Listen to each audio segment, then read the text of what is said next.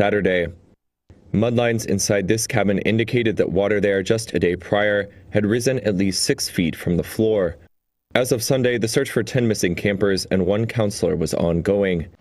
That's according to the sheriff of Kerr County, the location of the camp, and where the worst flooding occurred.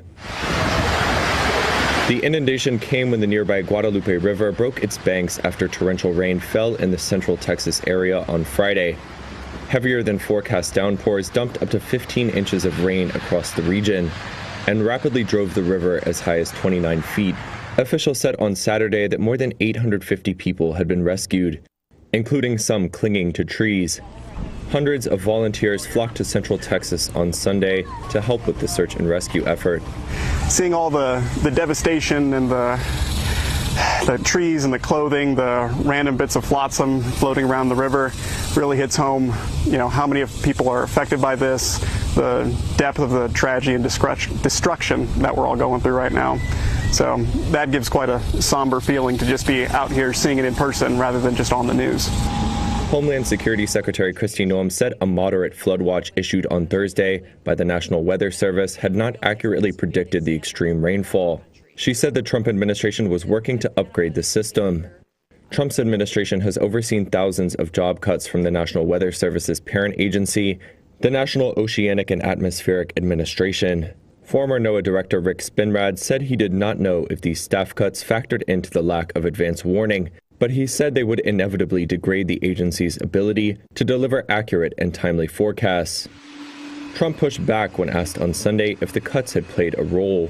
Are you investigating whether some of the cuts to the federal government left key vacancies at the National Weather Service or in the emergency coordination? No, they did not. They did. I'll tell you, if you look at that water situation that all is, and that was really the Biden setup. That was not our setup, but I wouldn't blame Biden for it either. I would just say this is a 100-year catastrophe, and it's just so horrible to watch. Trump also sent his condolences to the victims and said he would likely visit the area on Friday.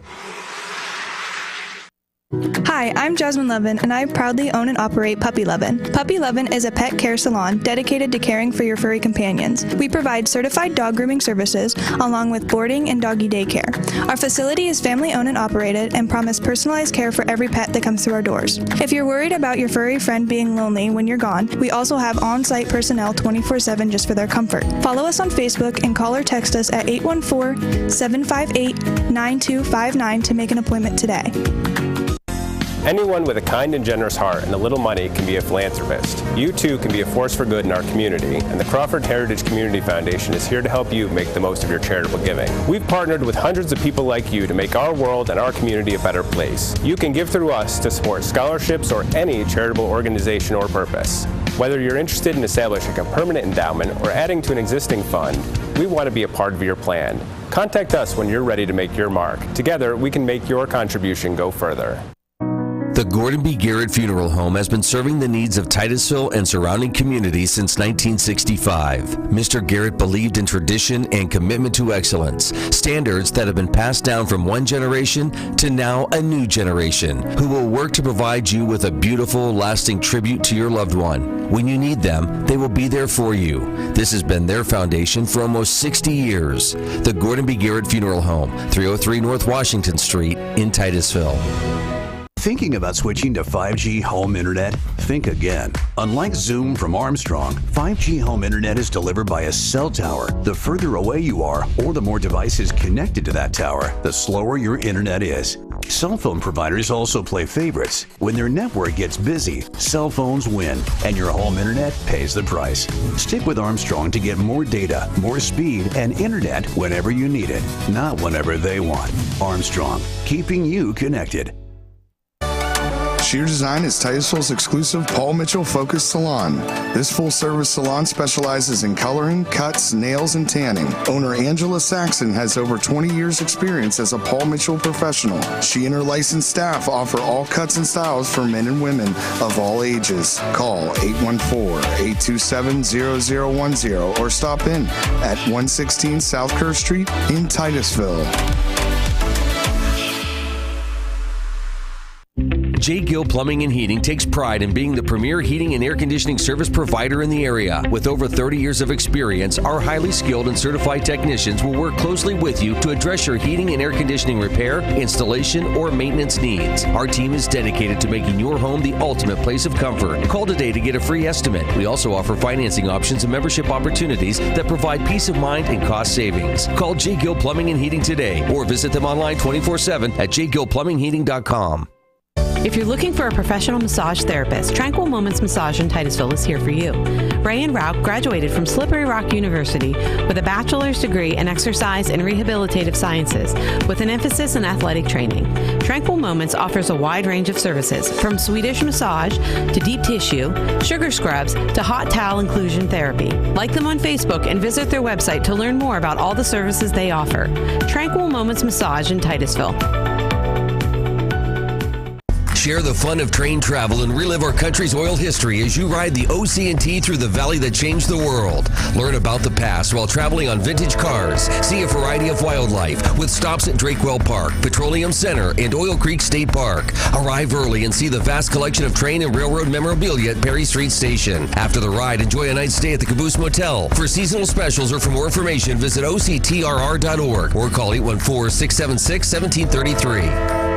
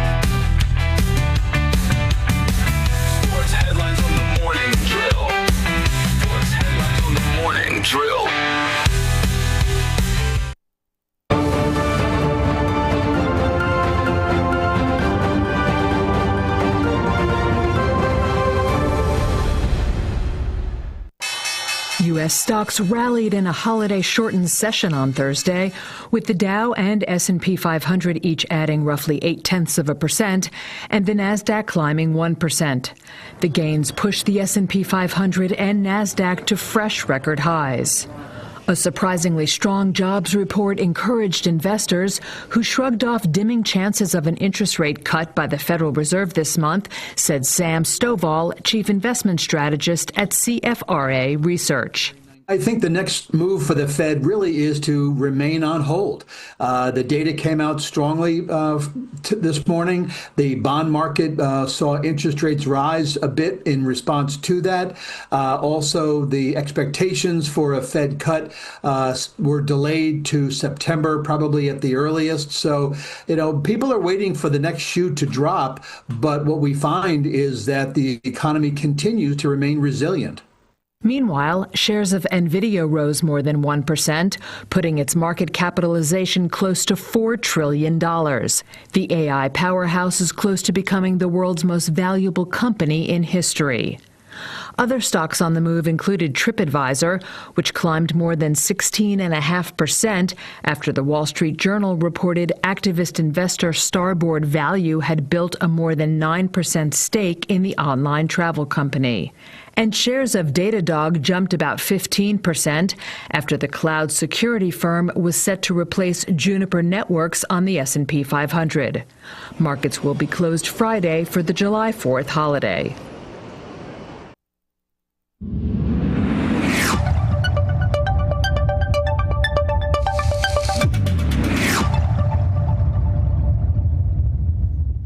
All right, let's take a look at that weather forecast for northwest Pennsylvania on this Monday. Partly cloudy skies this morning, thunderstorms likely this afternoon. Storms may contain strong gusty winds and temperatures today in the mid-80s. Stray shower thunderstorm possible early. Cloudy skies later with lows in the mid-60s. Tuesday, cloudy, high of 80. Wednesday, cloudy, low 80s. Thursday, isolated thunderstorms, low 80s. Friday, some morning rain showers with temperatures in the low 80s. Meadville this morning at 72 degrees. Cambridge Springs, Edinburgh, 72. Titusville, 69. Franklin this morning at 69. Oil City, 67 degrees here at 7:15. This is the Morning Drill. You're watching it on Stream TV and on the Armstrong Neighborhood Channel.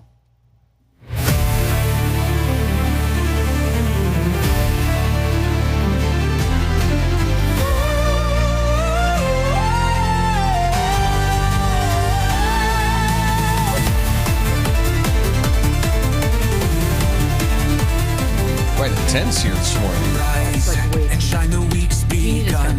Faces glow under morning sun. Turn the dial, let their voices thrill. A brand new day with the Morning Drill.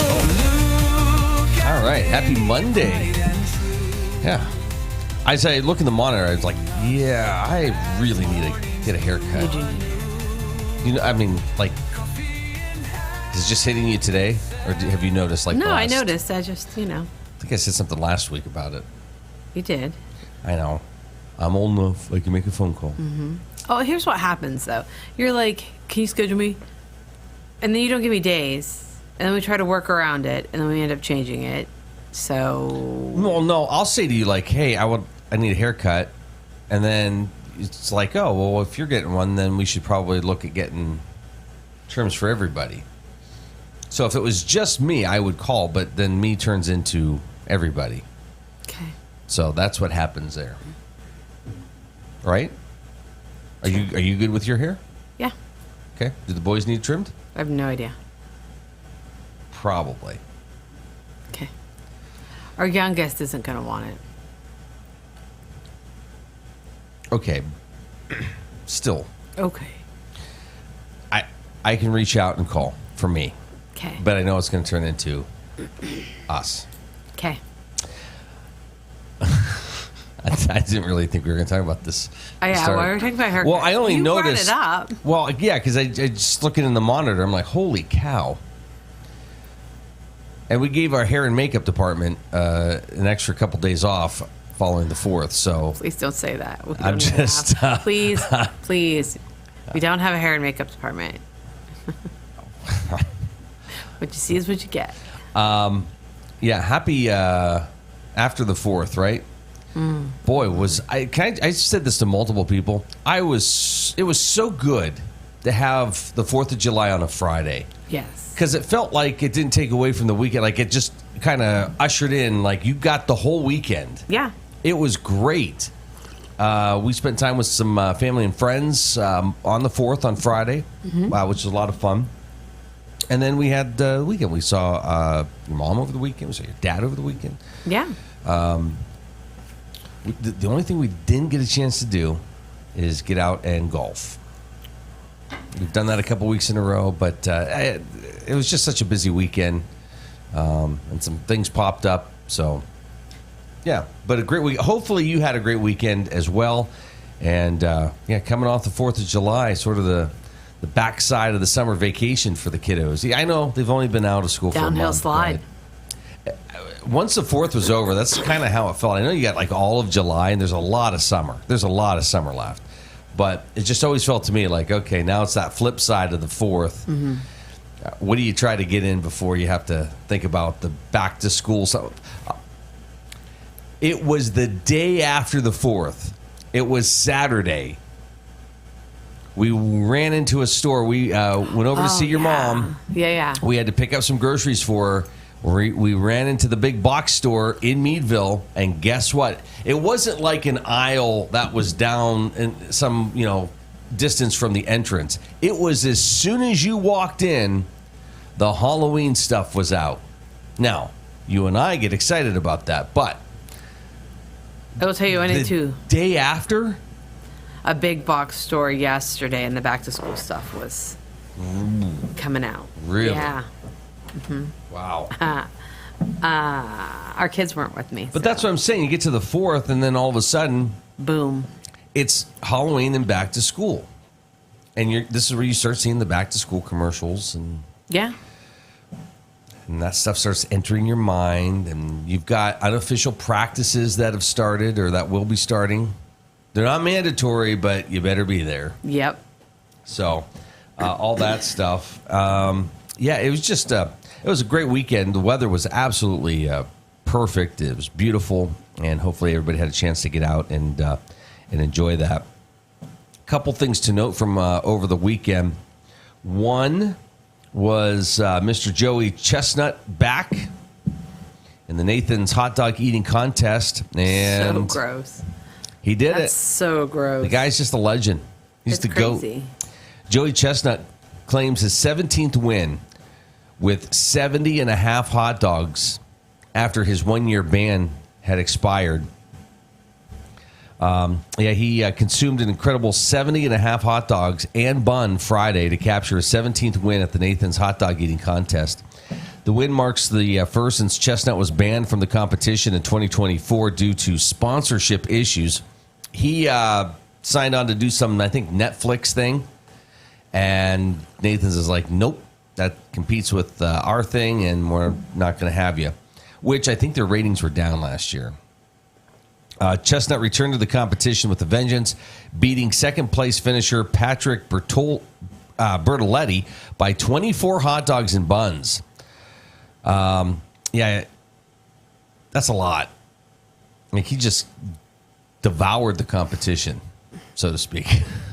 I can't even believe there's an actual audience to watch this. It's just gross. If you would let me, I would. You can watch it. I just won't be there. I sent you something last night that I thought was funny. It was this guy eating corn on the cob in a unique way. Well, instead of, going like a typewriter, he held it like this. And I don't know what,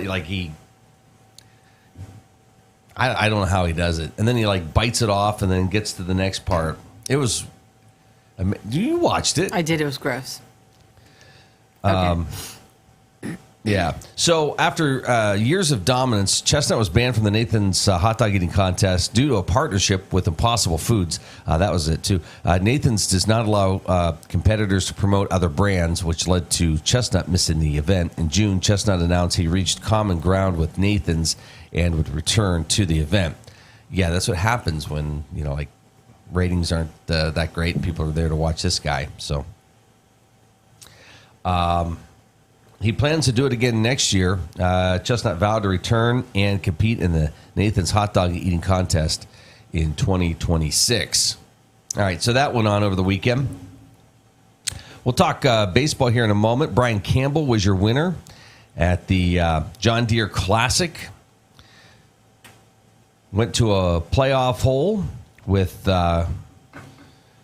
Grillo, and Campbell came out on top there. I felt bad for David Lipsky, who had a chance to compete in that playoff hole, but ended up bogeying the 18th. Had a chance to even win it, but his tee shot not so good, and ended up with a bogey and out of the playoff chance. So Brian Campbell, your winner at the John Deere Classic. There's some other interesting storylines that kind of went along. It's kind of cool, and I don't have all the details. I'd have to look it up, but the the last several champions have all come from this one house that these golfers rent. That streak came to an end yesterday. So, and again, it was kind of a cool story. But, yeah, some other fun headlines from Silvis, Illinois with the John Deere Classic. Pirates, they... you're here in July, right? So you are who you are. Mariners beat the Pirates in Seattle 1-0. And when you look at the National League Central Division, still at the bottom, 38-53. 38 wins, 53 losses. Cubs, Milwaukee, St. Louis, Cincinnati, and Pittsburgh. Let's see. Other matchups today, we can go through the scores if you want, but the Pirates and the Kansas City Royals tonight at 7:40 in Kansas City. Tigers have the Rays at 6:40. Reds and Marlins today. Red Sox, Rockies, Brewers, and Dodgers. White Sox, Blue Jays, Astros, and the Guardians in Houston tonight at 8:10. Angels have the Rangers. Padres host the Diamondbacks. Giants host the Phillies. It's Major League Baseball action for today. Box office, can you guess the big movie from over the weekend? Jurassic whatever. Yeah. What is it called? Jurassic World Rebirth. All right. Sets new record with outstanding box office opening, they say. The fourth film in the revived Jurassic franchise, not overall, it's seventh overall, but fourth in this revised group of movies. It was released on Wednesday, July 2nd. It's been a big hit with moviegoers. Variety is reporting that the sci-fi action film has taken $318.3 million worldwide over its first 5 days, making it the biggest opening for a Hollywood film this year so far. Though slightly down on the previous film in the series, it's still pretty big numbers. So, and that's the one that Scarlett Johansson is in, taking over sort of that lead role over Chris Pratt. I mean, I don't think those characters are in it anymore. This is sort of a new chapter. Maybe that's why I don't watch it. In that saga. Listen, if it has dinosaurs, I'm ready. Although I really would, I want to see Superman. I want to give Superman a chance. Is that out too? This week. Oh, it's coming out. Okay. Yeah, this weekend I believe is the opening for Superman. All right. And I compare everything to the first Christopher Reeve Superman movie. Like, that is the greatest Superman movie, period. Okay. I think. Sure. Now, I'm anxious to see how this one. And this is going to be completely different, so I'm okay with that. I just want to go to a movie, sit and relax, and enjoy it, right? Yes. But, all right. Let's get to birthdays and what we're celebrating. Today is the 7th day of July. Who's celebrating a birthday today? Today we are, it's taking forever, musician Ringo Starr is 85. Happy birthday. The Beatles drummer. Comedian Jim Gaffigan is 59. Actor Hamish Linklater is 49. Former Olympic skater Michelle Kwan is 45. Country singer Maddie Marlowe turns 30. And that is all. All right. Happy birthday to them. Happy birthday to you if today happens to be your birthday from all of us. What are we celebrating here today? It is Caribbean Community Day, Georgetown Heritage Day in Penang, Global Forgiveness Day, International Peace and Love Day, Mother's Day of South Sudan, National Day of Rock and Roll, National Deck Day, National Dive Bar Day, National Dora Day, National Father-Daughter Take a Walk Day, National Koi Day, National Macaroni Day, National Strawberry Sundae Day, Star Festival Day, Tell the Truth Day, World Chocolate Day, Cultural Communities Week, Great British Pea Week, National Childhood Obesity Week, National Transplant Week, Nude Recreation Week.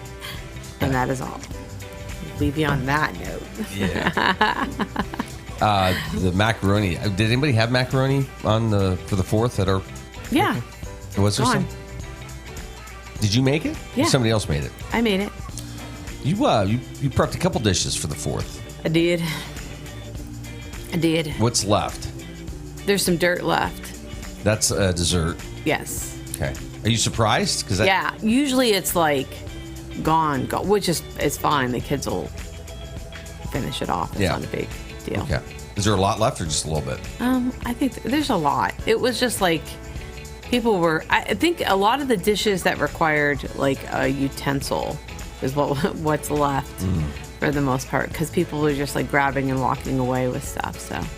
Gotcha. Okay. Yep. Was it kind of depressing to kind of sit last night going, all right, back to work tomorrow, or are you like ready for the new week? I'm ready. Ready for the week. Ready? Mm-hmm. Ready, Freddy? Yes, sir. Yeah, I'm, I don't know, I think I had such a good time this weekend that You're just relaxing, you know? Yeah. So you never get I'm to do that. No. So I'm excited for the week, but it was also like it was just a really good few days. So, all right, 7:30 news is next.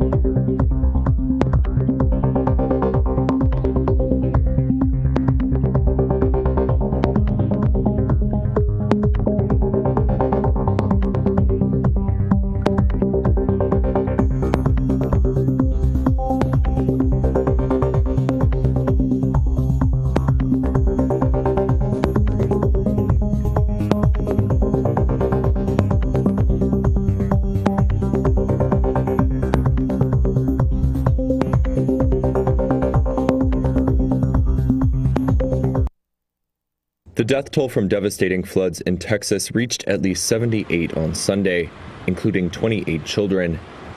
Among the worst impacts were felt at Camp Mystic, a nearly century-old Christian girls' camp, where around 700 children were in residence at the time of the flooding. Reuters visited the site on Saturday. Mudlines inside this cabin indicated that water there just a day prior had risen at least 6 feet from the floor. As of Sunday, the search for 10 missing campers and 1 counselor was ongoing. That's according to the sheriff of Kerr County, the location of the camp, and where the worst flooding occurred. The inundation came when the nearby Guadalupe River broke its banks after torrential rain fell in the central Texas area on Friday. Heavier than forecast downpours dumped up to 15 inches of rain across the region and rapidly drove the river as high as 29 feet. Officials said on Saturday that more than 850 people had been rescued, including some clinging to trees. Hundreds of volunteers flocked to Central Texas on Sunday to help with the search and rescue effort. Seeing all the devastation and the trees and the clothing, the random bits of flotsam floating around the river really hits home, how many people are affected by this, the depth of the tragedy and destruction that we're all going through right now. So that gives quite a somber feeling to just be out here seeing it in person rather than just on the news. Homeland Security Secretary Kristi Noem said a moderate flood watch issued on Thursday by the National Weather Service had not accurately predicted the extreme rainfall. She said the Trump administration was working to upgrade the system. Trump's administration has overseen thousands of job cuts from the National Weather Service's parent agency, the National Oceanic and Atmospheric Administration.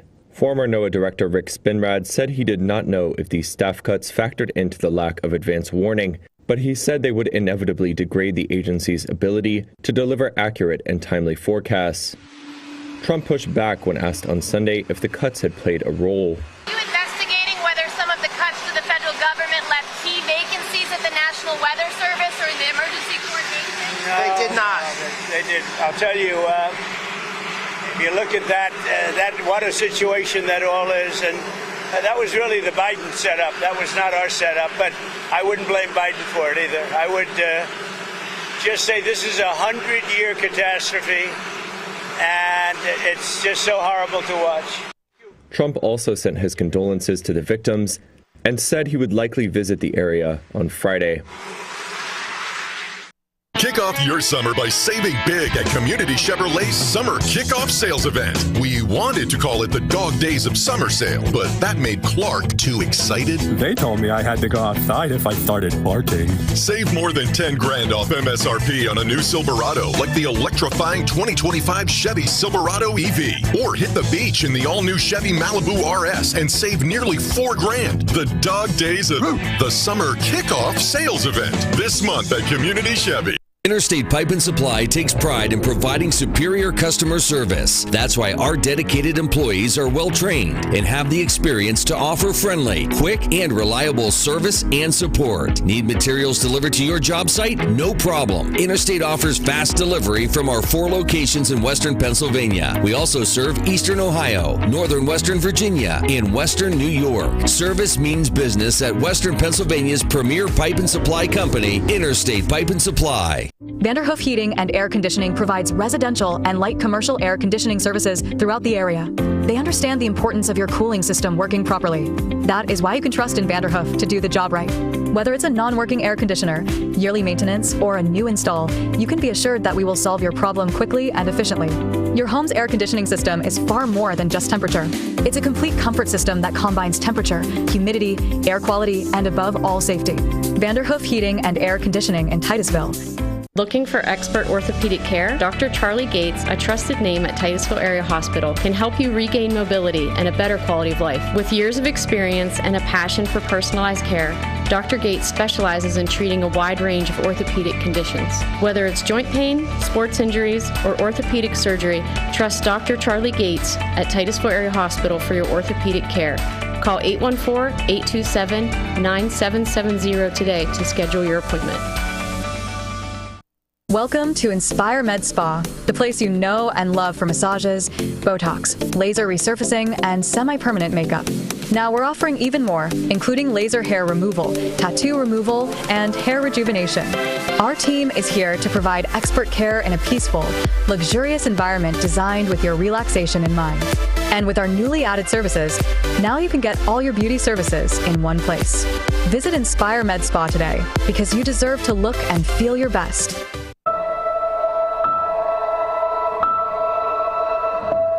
I know sometimes we get into it and it's just hard on both of us, but try to understand me more and I'll try to do the same. But you have excuses because you're old, so it's okay. Listening is a form of love. Find ways to support your kids at sounditouttogether.org. Marsh Home Center Furniture, Appliances, and Bedding is located at 305 East Spring Street in Titusville. Marsh Home Center welcomes you in to explore their growing inventory of name brand furniture, appliances, and bedding. Need something not currently in stock? No problem. Order from Marsh's online catalog and have it delivered right to your door. Visit Marsh's to see their entire showroom, ask questions, see what items are on sale, or just stop in and say hi. Marsh Home Center Furniture, Appliances, and Bedding, behind Giant Eagle in Titusville. Whether you want to go and lead in your craft in the trades, whether you want to go and be that nurse or medical worker and have a real impact on lives, or whether you want to go and help that business improve its bottom line, this is the place, and now is your time to go with confidence, to go with skill, to go succeed. The Education and Training Center at Pitt Titusville. Vehicle shopping? Make sure you check out Titusville Ford first. Shop our amazing selection of new and pre-owned cars, trucks, and SUVs in stock. Visit us on Route 8 in Titusville and see why our customer service is a cut above the rest. Titusville Ford, your hometown dealer.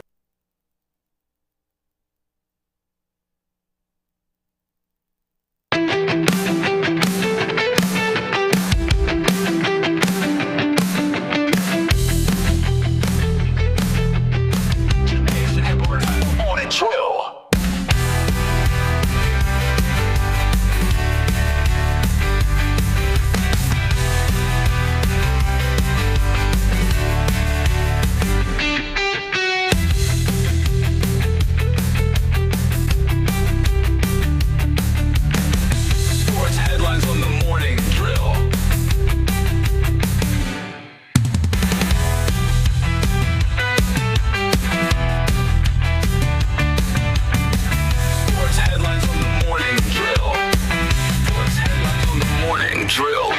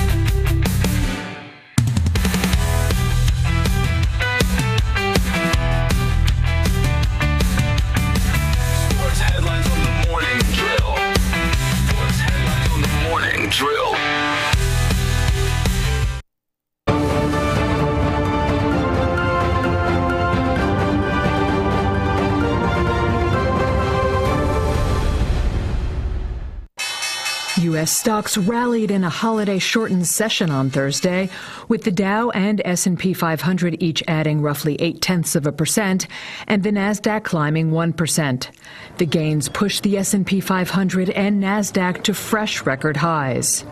A surprisingly strong jobs report encouraged investors who shrugged off dimming chances of an interest rate cut by the Federal Reserve this month, said Sam Stovall, chief investment strategist at CFRA Research.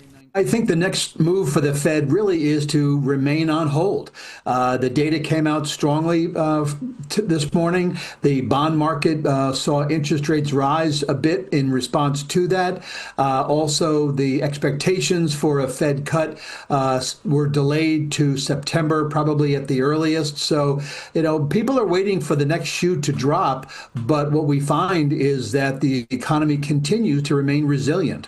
Meanwhile, shares of NVIDIA rose more than 1%, putting its market capitalization close to $4 trillion. The AI powerhouse is close to becoming the world's most valuable company in history. Other stocks on the move included TripAdvisor, which climbed more than 16.5% after the Wall Street Journal reported activist investor Starboard Value had built a more than 9% stake in the online travel company. And shares of Datadog jumped about 15% after the cloud security firm was set to replace Juniper Networks on the S&P 500. Markets will be closed Friday for the July 4th holiday. The U.S. jobs market defies expectations in June. What does this mean for the Federal Reserve? Joining us today is Sam Stovall of CFRA Research. All right, Sam, the U.S. economy added more jobs than expected last month. Yet the labor market data earlier this week wasn't as strong, and we saw the latest inflation numbers drift a little bit further away from the Fed's 2% annual target rate. So what do you think the Federal Reserve's next move is in terms of interest rates? Well, I think the next move for the Fed really is to remain on hold. The data came out strongly this morning. The bond market saw interest rates rise a bit in response to that. Also, the expectations for a Fed cut were delayed to September, probably at the earliest. So, people are waiting for the next shoe to drop. But what we find is that the economy continues to remain resilient. Speaking of the next shoe to drop, what do you think of the July 9th trade deadline, which is approaching, obviously? If we don't see more trade deals or some further clarity about trade policy, how do you think the market will react? Well, I think the market is expecting the trade deals to continue and would not be surprised if the president announced a further delay, and investors would be saying, tell me something I don't know. But because of the most recent agreement with Vietnam, I think investors are humming the song, another one bites the dust. So that is encouraging that sooner or later this trade issue will get out of the way and the market can focus on what is known. We have a Queen reference. Very nicely done. All right, let's move on to NVIDIA, which is on track today to become the most valuable company ever, with a market cap nearing $4 trillion. Are there any vulnerabilities to the AI trade, or are we just full steam ahead?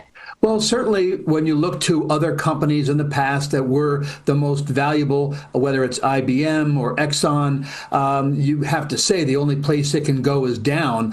However, I think with NVIDIA now being the most valuable of all time, it shows that time has moved on, that inflation, that prices have increased, and it also shows the importance of tech in general and AI in particular. So I think that the implication is that even though we could always see some digestion of recent gains, that technology really will likely be the driver, at least for the next few years to come. And speaking of digesting of recent gains, we've been hitting all-time highs with the stock market, with the S&P 500 and the NASDAQ.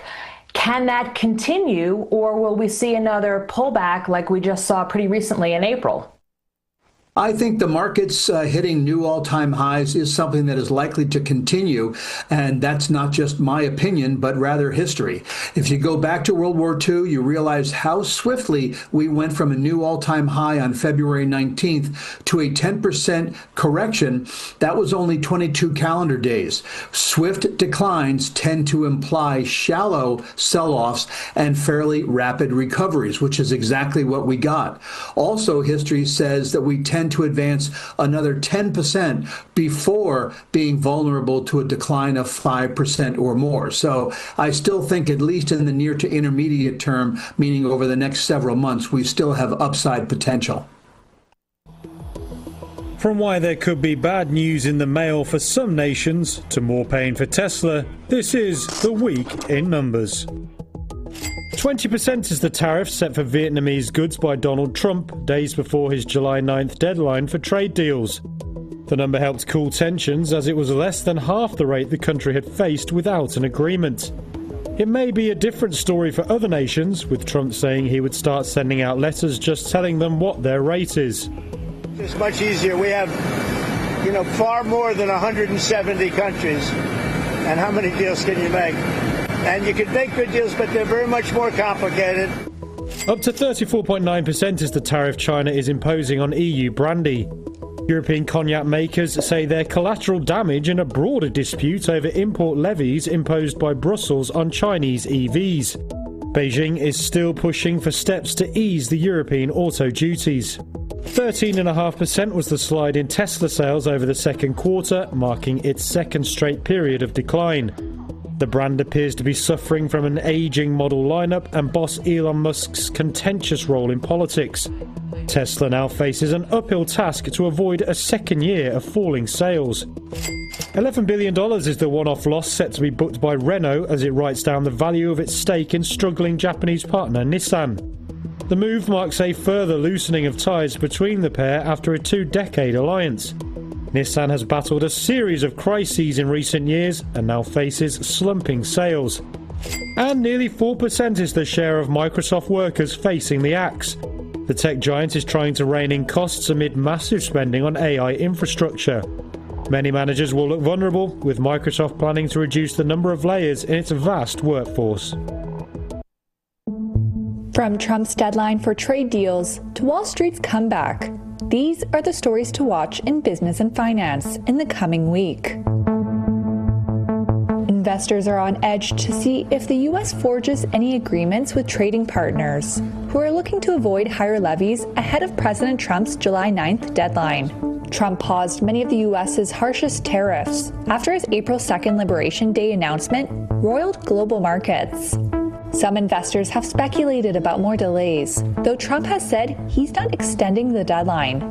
Japan's in a sticky spot ahead of that tariff deadline. Trump suggested he could impose higher tariffs on imports than previously announced. No deals have emerged after multiple rounds of talks between the two countries, with cars and rice being sticking points. With autos being Japan's biggest employer and export to the U.S., Tokyo may feel it has no choice but to fight for a better deal. European markets were looking set to dominate this year, but Wall Street is catching up fast.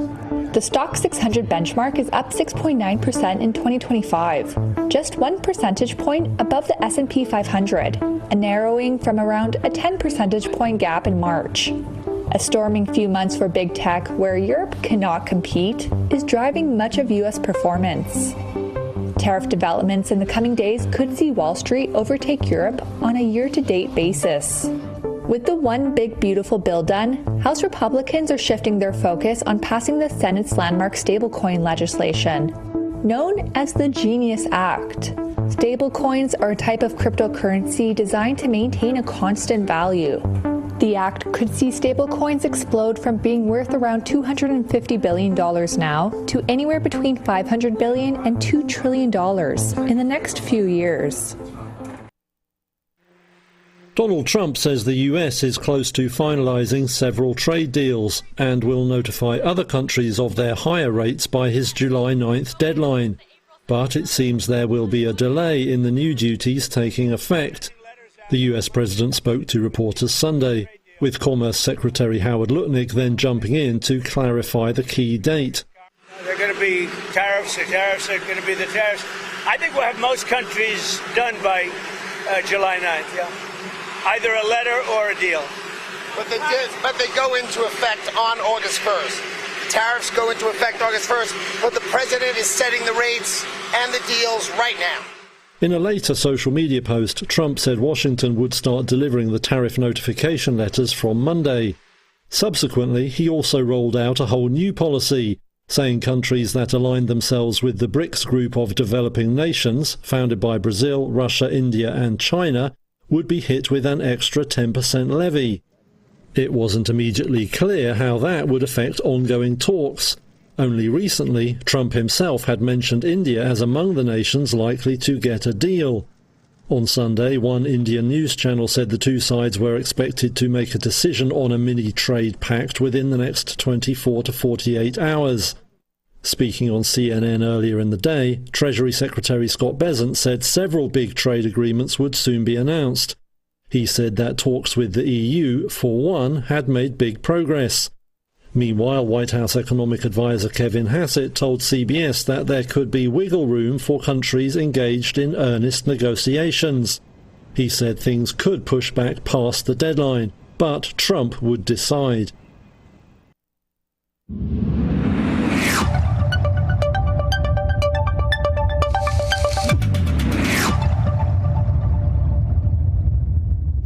Well, on this Monday, we are looking at partly cloudy skies this morning, thunderstorms likely this afternoon. Storms may contain strong gusty winds, highs today in the mid-80s. Stray shower thunderstorm possible tonight with a low in the mid-60s. Tuesday, cloudy, high of 80. Wednesday, cloudy, low 80s. Thursday, isolated thunderstorms, low 80s. And Friday, some morning rain showers with temperatures in the low 80s. Meadville this morning, checking in at, about 70 degrees. 73 degrees. Cambridge Springs, Edinburgh at 73. Titusville, 69. Franklin this morning, 72. Oil City, 69 degrees here at 7:52. This is the Morning Drill. You're watching it on Stream TV and on the Armstrong Neighborhood Channel. Glad you're with us here on a Monday.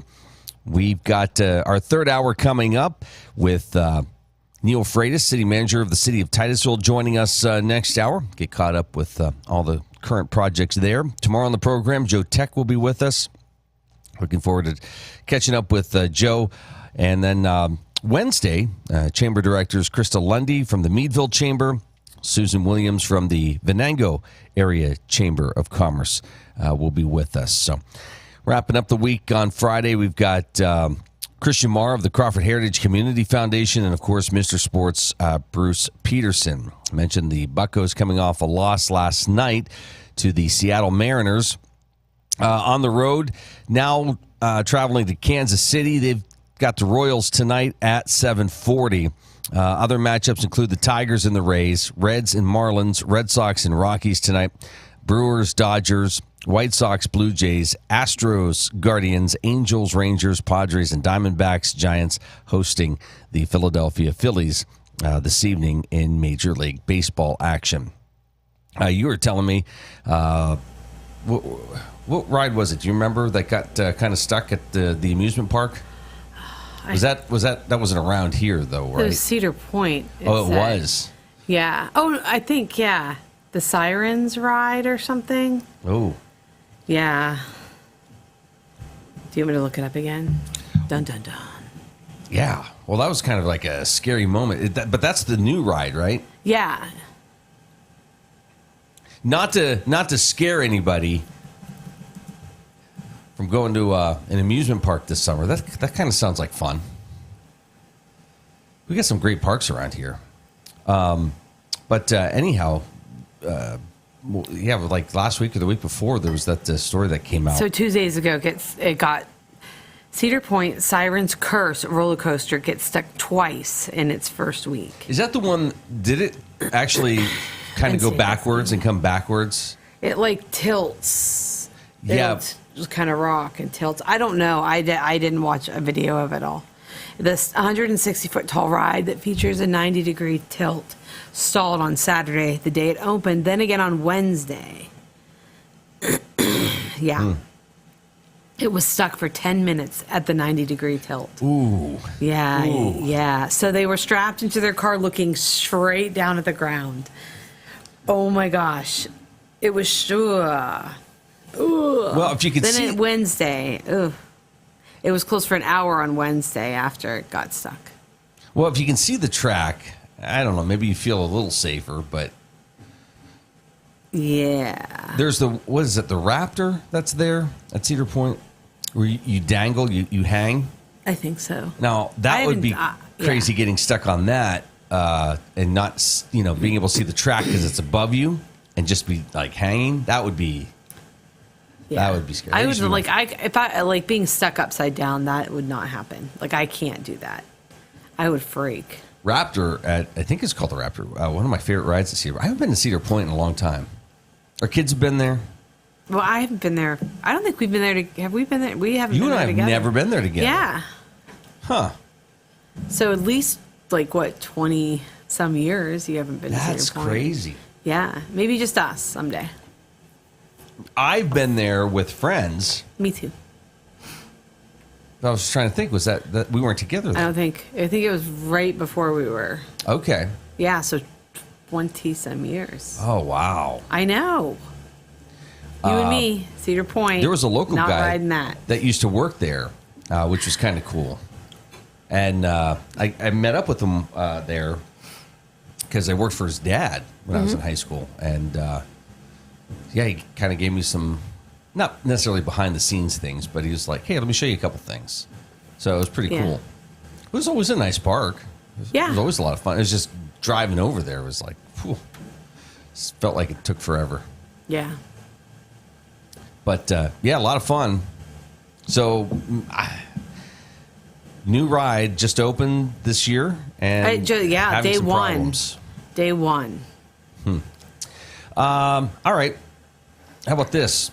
Starbucks, they've been going through a lot of changes, right? Trying to get back to bringing back their core business. Yeah. Starbucks is introducing premium features, including comfortable couches, warm lighting, and revamped wall art in redesigned stores starting in New York and Southern California.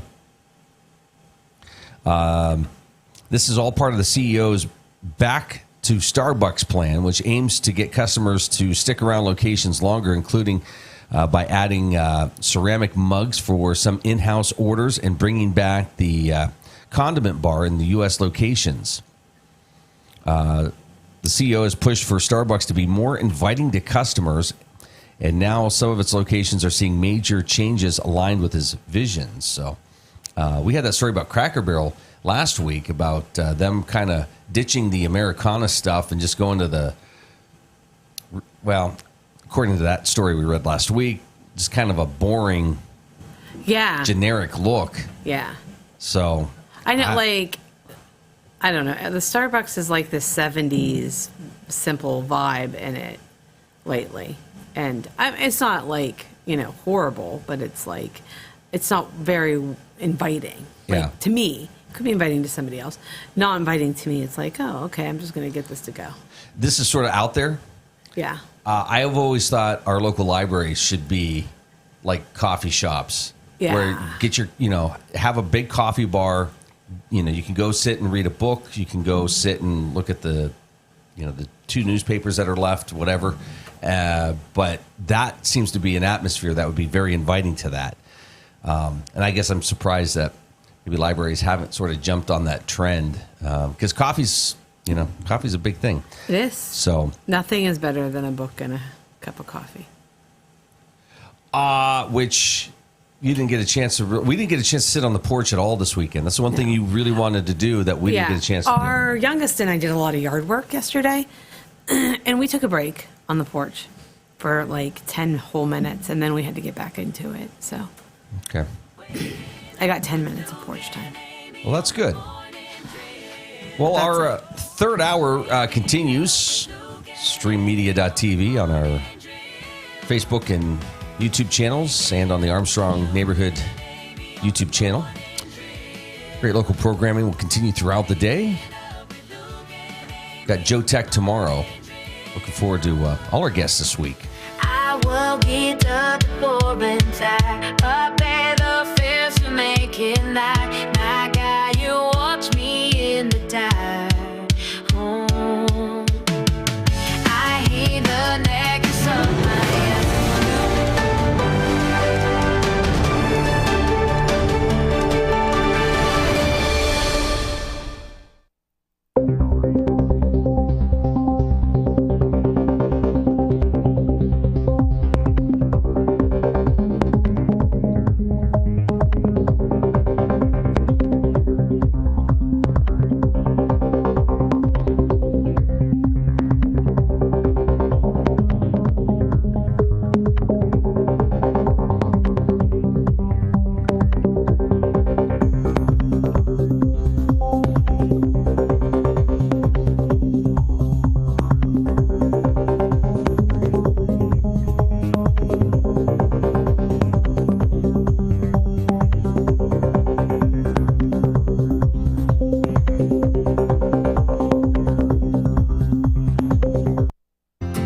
over 11 years, Triple M Roofing has been providing Amish quality craftsmanship and work ethic that you can rely on. Pole barns, decks, porches, siding, and almost all roofing needs, Triple M Roofing will get the job done on time without sacrificing quality or the promise to deliver within your budget. Call today for a free estimate, 814-964-0472. Waiting is what you'll do with the other guys. Getting it done is what we do. Amish owned and operated, we're Triple M Roofing. Who can solve this equation? Ooh, me. Anyone else? Fine. Jake from State Farm. Again. All right. It's the personal price plan theorem. If you bundle your home and auto, that can equal an affordable price just for you. Bundling. Just another way to save with the personal price plan. Like a good neighbor, State Farm is there. Are you tired of juggling multiple pill bottles? Titusville Express Pharmacy has your solution, now offering compliance packaging. Your medication sorted and sealed by dose, making it easier than ever to stay on track. In a hurry? Take advantage of our convenient drive-through service. We also offer free local delivery for those that qualify. Titusville Express Pharmacy, where convenience meets care. Visit us today at 401 West Spring Street in Titusville. Simplify your medication routine with Titusville Express Pharmacy.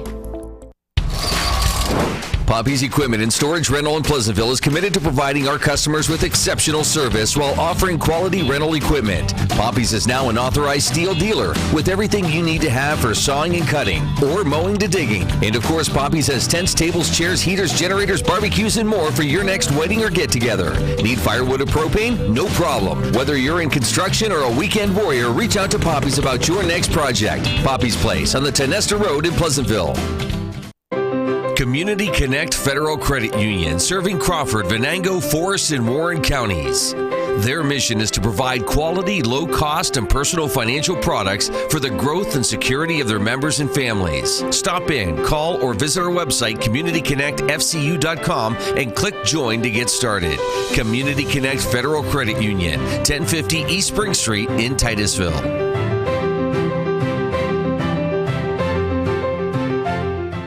Chad's Brewing is Titusville's premier dining destination, offering fine dining served with a cold beverage and great conversations. Try our new menu items, the T-bone steak, homemade meatloaf dinner, or soft shell crab tacos. Our pasta entries and sandwiches are just as popular. Try the new lobster ravioli, shrimp and scallop pasta, or our popular Asiago chicken. Don't forget about our famous burgers or fish sandwich, all served with fresh cut fries. Come in Saturday nights for Wild Game Saturdays. For good food and good times, it's Fat Chad's Brewing in Titusville.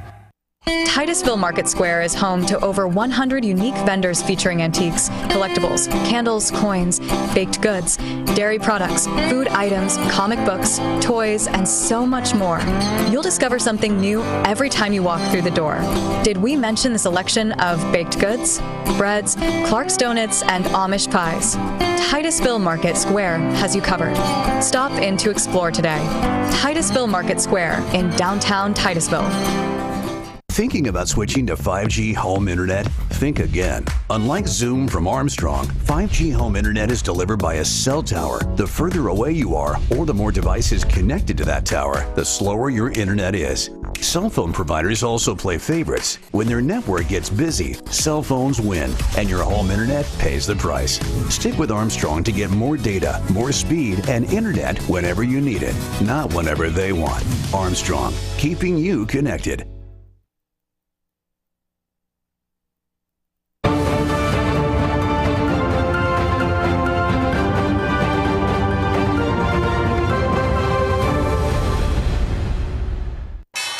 U.S. stocks rallied in a holiday-shortened session on Thursday, with the Dow and S&P 500 each adding roughly 0.8% and the Nasdaq climbing 1%. The gains pushed the S&P 500 and Nasdaq to fresh record highs. A surprisingly strong jobs report encouraged investors, who shrugged off dimming chances of an interest rate cut by the Federal Reserve this month, said Sam Stovall, chief investment strategist at CFRA Research. I think the next move for the Fed really is to remain on hold. The data came out strongly this morning. The bond market saw interest rates rise a bit in response to that. Also, the expectations for a Fed cut were delayed to September, probably at the earliest. So, people are waiting for the next shoe to drop. But what we find is that the economy continues to remain resilient. Meanwhile, shares of Nvidia rose more than 1%, putting its market capitalization close to $4 trillion. The AI powerhouse is close to becoming the world's most valuable company in history. Other stocks on the move included TripAdvisor, which climbed more than 16.5% after the Wall Street Journal reported activist investor Starboard Value had built a more than 9% stake in the online travel company. And shares of Datadog jumped about 15% after the cloud security firm was set to replace Juniper Networks on the S&P 500. Markets will be closed Friday for the July 4th holiday.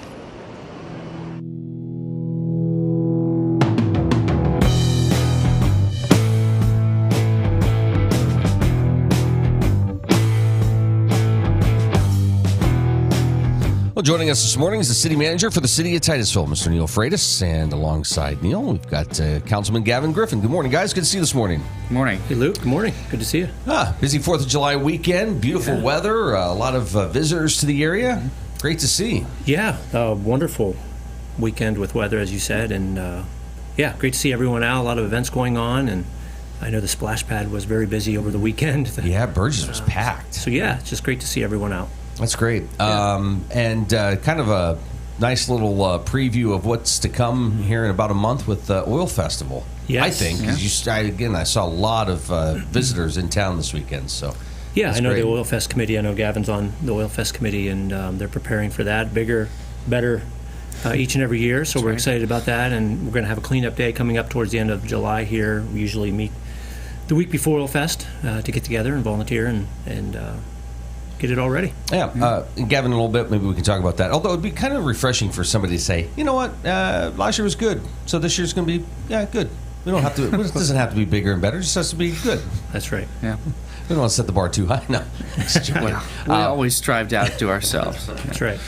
We'll talk about Oil Fest here in a little bit. Let's talk about the meeting last week. You snuck one in before the 4th of July, and a lot on the agenda. Manager's report, Neil, do you remember anything that you presented in that? Yeah, just some updates on some things that are happening. We talked about scooters. Our police department put something out on a scooter. That's a hot topic these days, and obviously seeing the kids and the adults riding the scooters in town, and just sharing the information out there. Our police department put something out on social media about 2 weeks ago, just letting everyone know what the law is in Pennsylvania and where the city stands on that as far as allowing scooters. Again, the biggest thing is just safety. We're asking kids, adults, whoever's riding the scooters, e-bikes, just abide by the traffic laws, stop at the intersections, and that's some of the things that we're seeing. We're getting phone calls from folks just concerned. We certainly don't want to see anybody get hurt, hit by a car, and again, we can completely shut it down. We don't want to do that. We just want people to be safe, and if it gets to the level of where somebody needs to be spoken to numerous times, then we'll have to deal with it then. But again, we just want safety aspect out there to let everyone know. Yeah.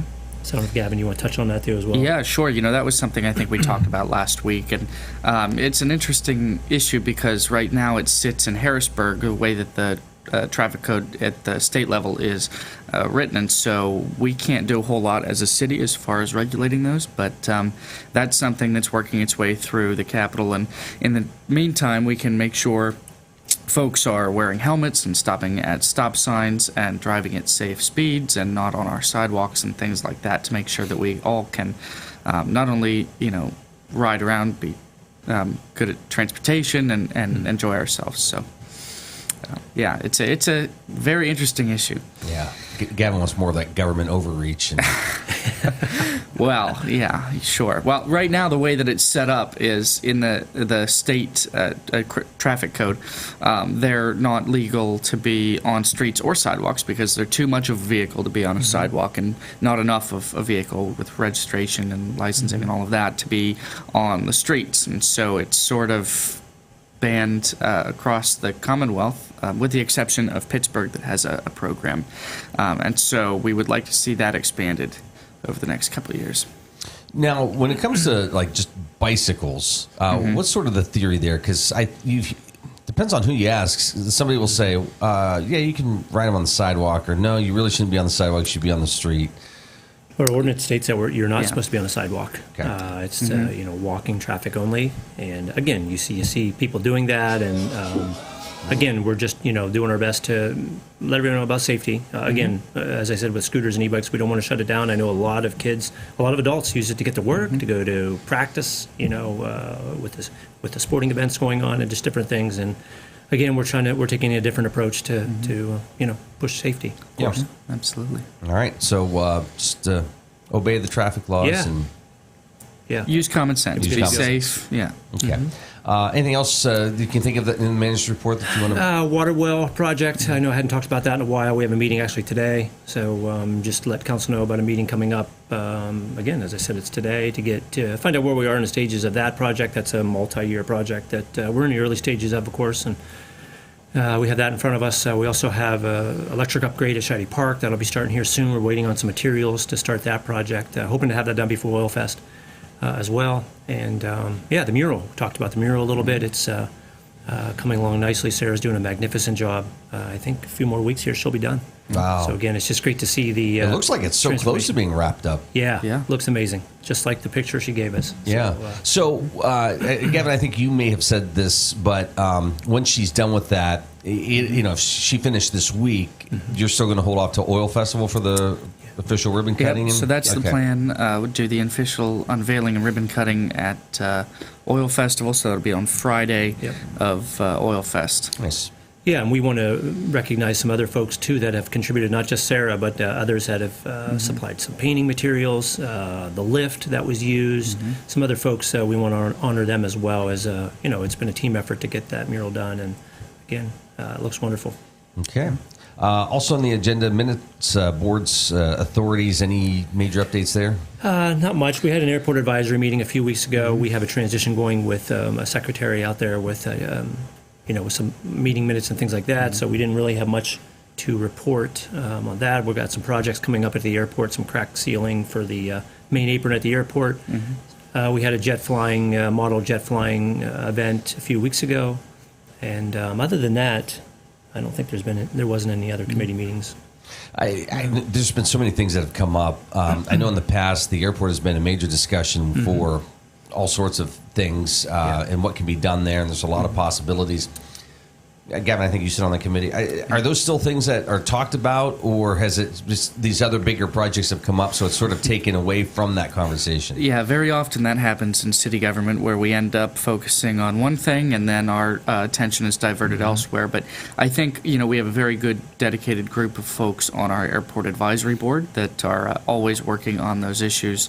And so being in contact with all of them and trying our best to implement those, like Neil said, those events are crucial to making sure that we're utilizing that asset to the city. And so we're always open to ideas, and we certainly encourage any member of the public to bring their own. Yeah, it's a great space, and there's a lot of cool events that do happen out there. And yeah, it's cool. We've got a great partnership with CATA. CATA's got a space out there for their buses and their dispatching, so it's great to have them out there as well. And again, just trying to promote things that we have going on out there and projects that we have going on as well. And like you said, Luke, it's a great space. Yeah.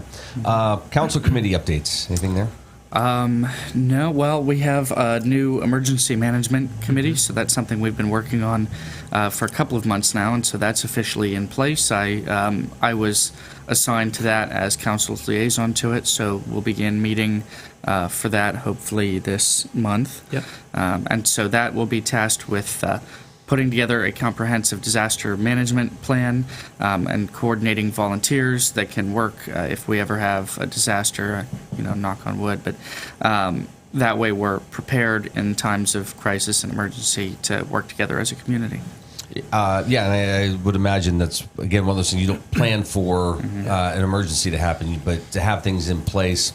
I was just going through pictures the other day on my phone, or actually over the weekend, and what was it, 2022 when Church Run flooded? Yeah. It's like, boy, that just seemed like it came out of nowhere. Yeah. And then you look at what's going on in Texas. Exactly. And to have things in place, whether it's, wind knocking down trees or flooding or whatever the case, to have something in place is probably pretty important to have that ready to roll out, huh? Absolutely. Well, the best way to address anything is to prepare for it in advance. And so we have a very good fire and police department and public works, and partnering with the hospital and the school district to put together a plan of how we can all come together to address those if ever we need to. Yeah.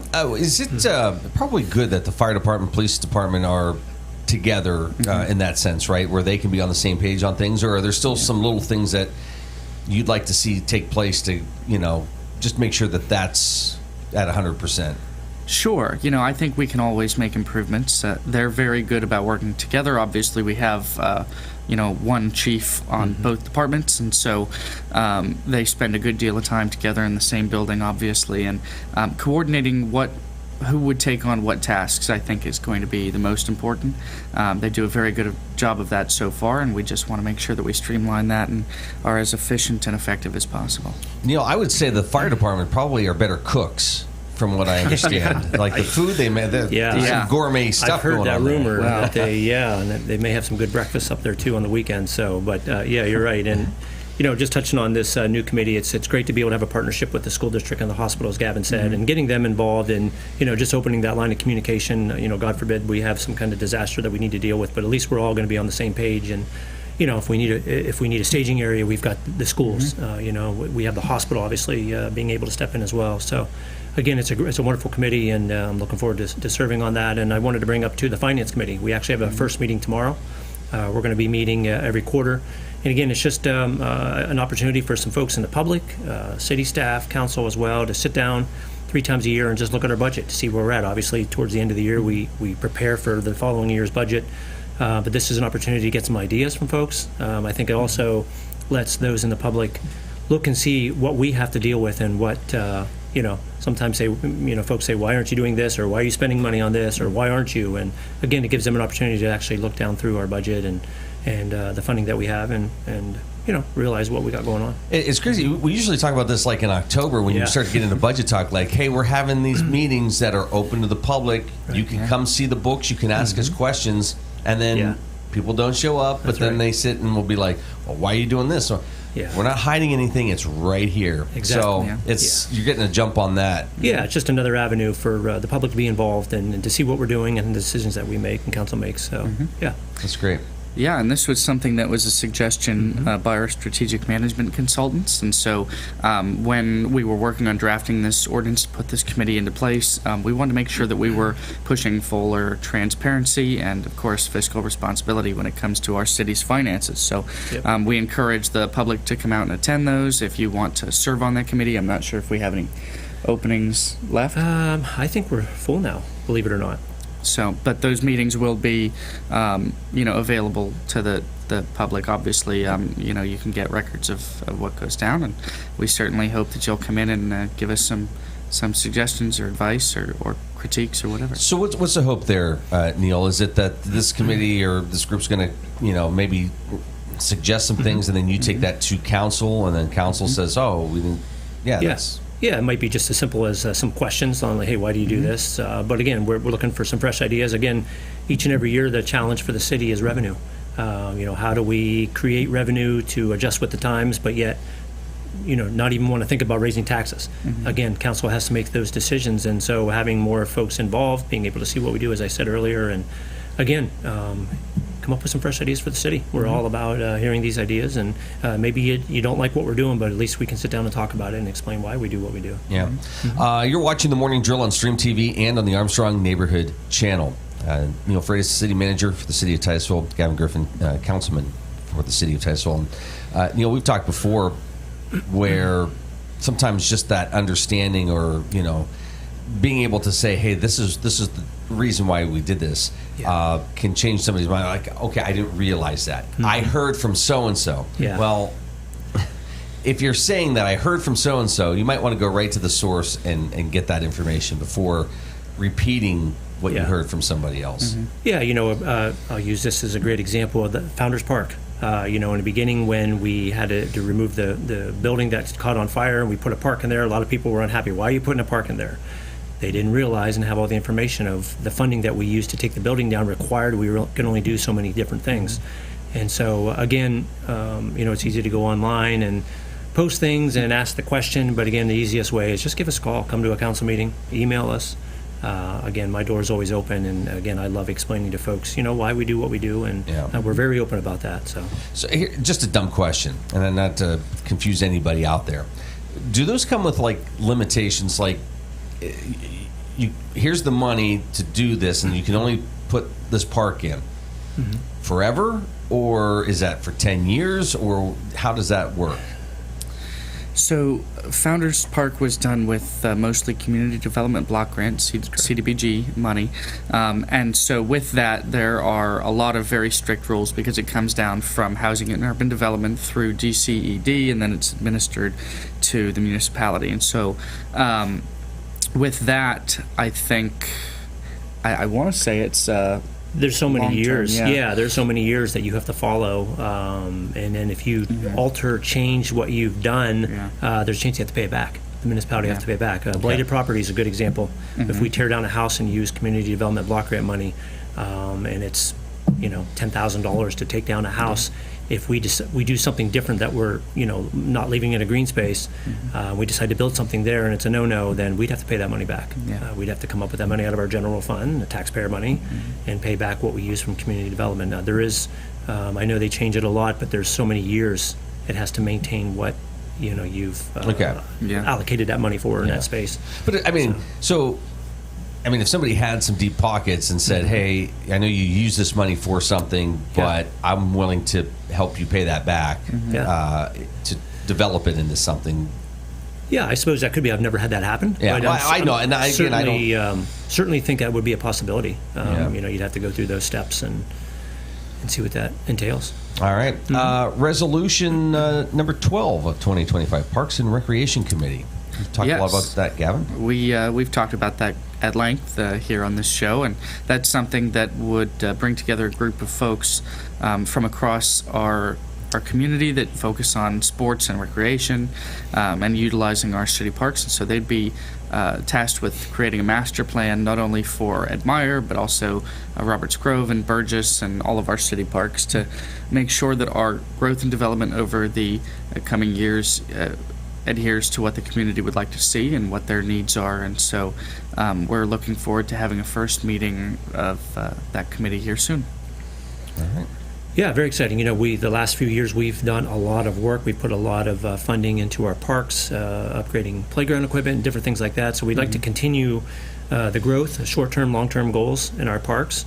We've talked about Sunset Heights. That's been a challenge every year to try to get playground equipment up there. So having a group committee together to come up with a plan, how does that look in the future? What kind of funding can we go after? And again, having the support of the public, other entities involved as well. It's just very exciting. We have one, maybe two sometimes individuals with the city that work in our parks. All they do is mow grass. Very minimal maintenance. Obviously, if something breaks, we fix it.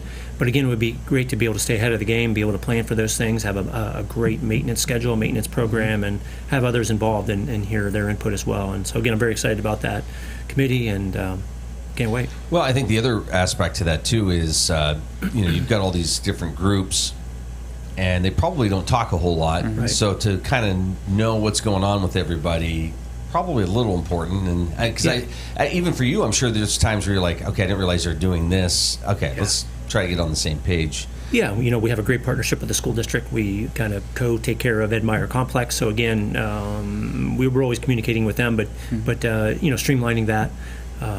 And also tied into that is the rentals. We have a system at City Hall where our city service clerk handles people that want to rent the pavilion over at Burgess Park. And again, being able to incorporate that in that as well is important. And again, looking forward to it. And speaking of parks real quick, and Admire Complex specifically, paving, is that all wrapped up? Mm-hmm. Paving is wrapped up. The next step is we're looking at painting lines, obviously, in the new parking lot down there as well. They did a magnificent job. I took a stroll down there last week in the evening and was just amazed how great it turned out, and again, just adds to the improvement of the park. All right. Let's see. Sale of old fire equipment. That was on the agenda last week. Yeah, we had some old hose with our fire department. We had a valve also with our fire department that they used. We've also obviously got some new equipment. We had some funding that came in and were able to purchase some new hose. So when things happen like that, if the old equipment is still usable, we reach out to other departments. We're obviously glad to be able to share equipment with them. Obviously, in the past, we've had some issues with air packs. We were able to acquire some through other departments, not necessarily in Crawford County, but in Mercer County. But again, it's just our department, fire department, police departments working together, and had the opportunity to be able to get rid of some old equipment and get a little bit of revenue as well. So that's great. Yeah. And then Kristen Kerr made a presentation. Mm-hmm. Yeah, the Diamond Street property. That's been a topic for several years. We had a unfortunate slum landlord from out of state that owned that property. That property's been in despair for a few years now. Mm-hmm. There's always been some concern on safety. Obviously, if you look at the outside of it, you think, well, it looks pretty sound. But inside, that's not the case. So again, the Redevelopment Authority was able to acquire that building. Very excited. They're going to look for some funding to repair. Obviously, we don't want to see another building missing out of that block as we had with the other property. And so, again, Kristen came forward in front of council asking for the potential funding of CDBG allocation to improve that building, get a roof on it. It's in dire need of a roof. Obviously, we kind of, I'll say hold our breath, but we're nervous during the winter months. If we get a lot of snow, how much is that roof going to be able to sustain? So again, they're looking at other sources of funding as well, but she has come to the city asking for a small portion allocation of CDBG for next year's funding to be able to allocate towards that. So again, that's something council will consider. And as you said, you're not at the beginning of this process. This has been an issue, and it's been there's ever a time to save it, it's got to be now. Yeah, I agree. It's been a challenge, and again, we want to improve that space. We want to revitalize that area, and again, we don't want to. I say a missing tooth in the Diamond Street property by removing a building. It's got a lot of history, and again, we believe the facade on the outside is in great shape. So again, we're hoping everything will come together on that. All right, real quick, what's July looking like for you guys? You have another council meeting next week, correct? Yeah, 16th is our next meeting. And that's like halfway through July. Beforehand, we'll have a meeting to talk about conditional use issue. Batch plant. Batch plant. Yes. So it's down by the credit union there. So they'll be coming before council and presenting that to us. So that is at 5 o'clock. Yep. And then the meeting at 6.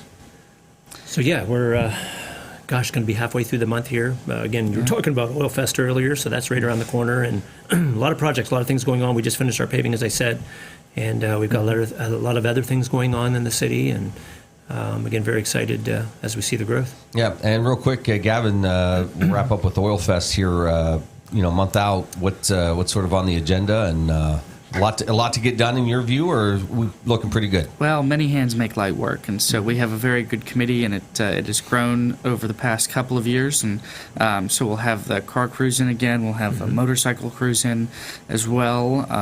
We'll have some vendors stretching down Diamond Street, and we'll have lots of folks in the parade this year. We have several entries more than we did last year, so we're very wow.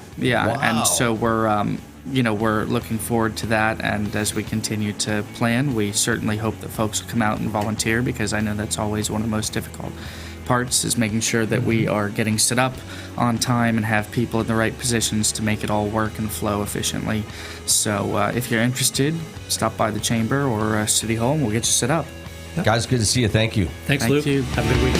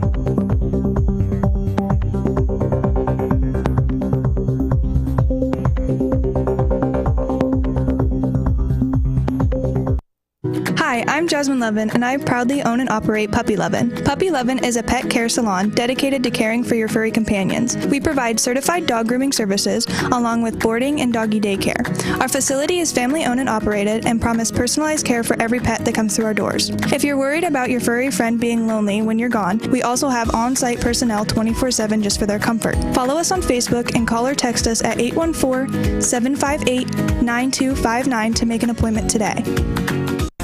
Anyone with a kind and generous heart and a little money can be a philanthropist. You too can be a force for good in our community, and the Crawford Heritage Community Foundation is here to help you make the most of your charitable giving. We've partnered with hundreds of people like you to make our world and our community a better place. You can give through us to support scholarships or any charitable organization or purpose. Whether you're interested in establishing a permanent endowment or adding to an existing fund, we want to be a part of your plan. Contact us when you're ready to make your mark. Together, we can make your contribution go further.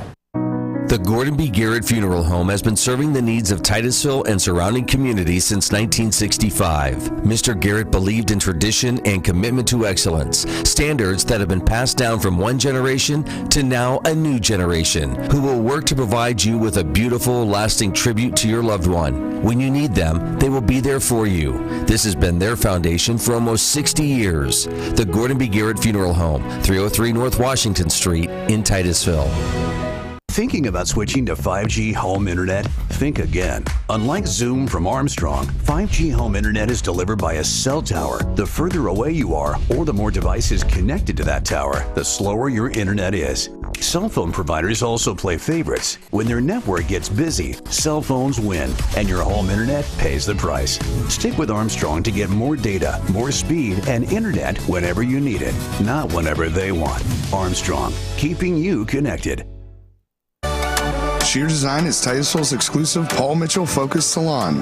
This full-service salon specializes in coloring, cuts, nails, and tanning. Owner Angela Saxon has over 20 years' experience as a Paul Mitchell professional. She and her licensed staff offer all cuts and styles for men and women of all ages. Call 814-827-0010 or stop in at 116 South Kerr Street in Titusville.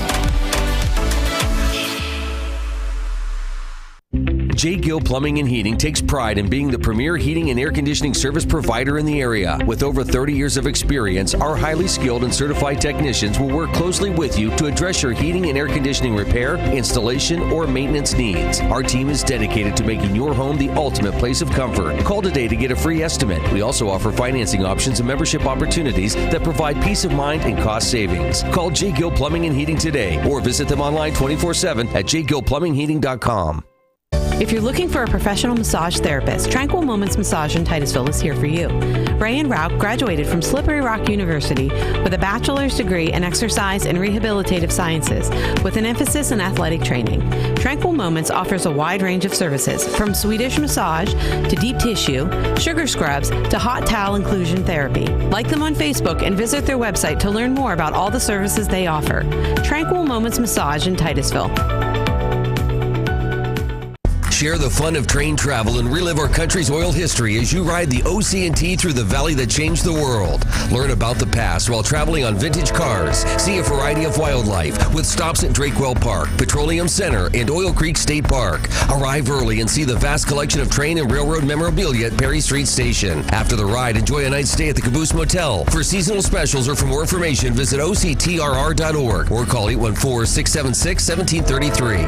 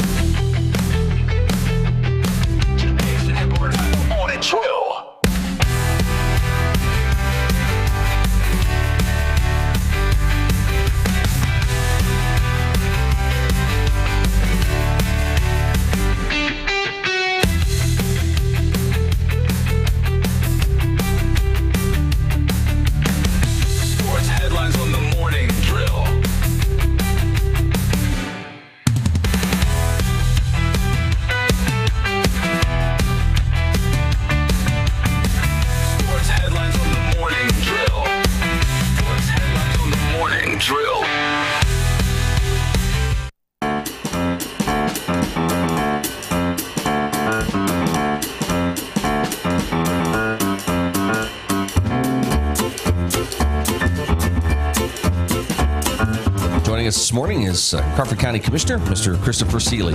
Good morning, sir. Good to see you this morning. Good morning, Luke. How have you been? I've been great. How about you? Oh, the same. Beautiful weather out today. Oh, it's just wonderful. Boy, lots to get caught up on. What have you been working on? And I know we're a couple, more than a month removed from the primary, but just your take on that. I know we talked last month to Scott Schell about it, but kind of your take and what sort of plans are in place for the fall already. Sure. Well, it was for those at home who were paying attention, and certainly for those who went out to vote, and even more especially those who helped us work our polling places. We thank you, and we appreciate, as always, the folks of Crawford County going out and exercising their rights and responsibilities as voters. It was a fairly sleepy primary overall. But I say that with some love, because there were some hotly contested races across Crawford County. We had one county-wide race that was contested. Of course, we had a local magisterial district judge race here in the Titusville area that will be going on into the fall. So it was a quiet but a very consequential primary. With the retirement of Christine Kresiak, our county treasurer at Crawford County, those are some big shoes to fill. So that was a very important race, and now we do have a contested race in the fall for that as well. So everything went off very smoothly. I think I'm hoping Scott probably gave you the same summation that our day at the county is. It begins for us at about 5 o'clock in the morning and ends at about 10 p.m. at night. It's one of the longest days of the year for us, and it was very few interruptions. I often kind of compare it to kind of being either an airline pilot or a frontline soldier, where you have long periods of boredom interrupted by moments of terror. And this year's primary was really not that. It was very smooth. We had a couple instances where we had a printer that wasn't printing properly, or a scanner got jammed or something like that, or the inevitable human error that we deal with all the time, but it ran very smoothly, and there were some very close races. There was the race for Pencrest School Director. The Democratic ballot was decided by about 10 votes. Wow. The race for Republican and Democratic School Director in Crawford Central in the case of the Democratic side, was decided by 2 votes. Out of thousands cast. So when I say it was a sleepy primary, it was, but that should never diminish the importance of those elections. Voters have an outsized impact in municipal primaries and municipal elections in general, because fewer people are voting. So you have a greater impact on the candidates you are supporting or not supporting when you go out to vote. And it's kind of sad, because they put so much effort into getting the petition signed, buying signs, working, going out and visiting people, just for whatever the percentage is to come out. I mean, plus you're talking about things that really impact you almost immediately versus things on the federal side of it. Absolutely. It's kind of funny. I mean, we look at Washington right now, the large bill that's moving through Congress right now. That's going to take time, and it has. It's been talked about since the first 100 days and all this. It's a very slow process. It's not to say government doesn't move slowly at the local level as well, but it's something to consider that this year 2/3 of your property tax bill was on the ballot through township supervisors and city councils and mayors and that sort of thing, and school directors. In 2 years from now, when our office is up, your whole property tax bill is on the ballot, and that's a huge consequential part of any household budget, and it's often sort of overlooked. It's a lot of folks have said, "Oh, you're a commissioner. Who are you guys again?" Or and I say, "Well, but you don't know who I am." Is good in the sense if you're coming at me to yell at me, good, yeah, okay, I'll take the anonymity. But that there's sort of there's a disconnect a lot of times. But then by the same token, a lot of small towns, everybody knows who the mayor is, and there's value in that as well. But they're just so absolutely critically important to your day-to-day life. The things that are being decided at the Crawford County Courthouse and at your school district administration buildings and your city halls and township buildings are so much more impactful on what you do every day, how high you keep your grass, home maintenance, just everything, how you subdivide properties. All these things are decided at the local level, and it's often neglected by the voters. Yeah, and that's why I ask you a question like that, even though the primary was in May. Sure. I want your take. I think this is a conversation that we should be having on a regular basis. Mm-hmm. And it's not something that just because the primary ends, that's it, and then November you're like, oh yeah, we got the general election coming up. Yes. I mean, it seems like, correct me if I'm wrong, every month, every day, possibly every week, there's some conversation or something that comes up, a question related to voting. Absolutely. Even yesterday afternoon, the Director of Voter Services, Jessalyn McFarland, and I were visiting 2 potential new polling sites. We have a full-time election staff for a reason. It's not a seasonal job. As soon as one election is over, you are immediately preparing for the next one. And even when an election to the public is over, it isn't for us. We were able to certify certify our vote totals from the May primary sometime, I think, right around the 11th or 12th of June, if I recall. Okay. It was funny because I was actually on vacation in Quebec, and I had to call into the meeting, and I ran the meeting of the Board of Elections with my colleagues. They were there, and we voted to certify, and I signed when I came back. But it's that much later because that's how long the process takes. The votes are all cast, sure, but now we have to go through the formal process of adjudicating write-ins, as I have gone on for my diatribes against don't write in flippant write-ins because all it does is waste time. And that's a good indication. It took us over 1 working week, 3 commissioners sitting in a small room about, I would say, by the end of the day, it was about the size of this table. It was getting pretty claustrophobic. 1 working week. Actually, I think it was 6 days. It was 6 full 8-hour days of us sitting in front of 2 screens and adjudicating write-in votes. And this was a fairly low turnout election. So the philosophy in our office has been for at least the last couple boards of commissioners that the right to do a write-in is fundamental to democracy. You absolutely can, and it's your right to do it. We're not telling you not to do it. Just consider the value of it. If there's a candidate that for whatever reason wasn't able to make the ballot or was booted off the ballot or got into the race late or whatever, what have you, that's fine. It's an organized write-in campaign. We deal with those every year. Some of them are big, some of them are very small. It tends to be when somebody goes in and writes their family members in for every office or their neighbor's dog and that sort of thing. 3 human beings have to look at that and decide if it's a legitimate write-in. I don't think people understand that. No, it has to be entered into a computer system. The average ballot, if it's full of write-ins, it could take us 4 to 5 minutes per ballot. That doesn't seem like much, but when you multiply that out by tens of thousands of ballots, it's a long process. And so once that's completed, we adjudicate provisionals, we do a formal tabulation process. It's weeks and weeks of work after the election. So that's a lot of what folks don't see. It's all open to the public. You're welcome to come watch us. I don't know who in their right mind would. It's a very boring, tedious process. I've watched it as a civilian before, but maybe they should, just so they know not to do that again. Oh my gosh! If we've considered live streaming it. But 0 viewers would still be pretty ineffective. Let's talk about that. Yes. Oh, I would love to work with the stream. That would be so much fun. We might have to come about the 3rd or 4th day, and we get maybe a little punchy.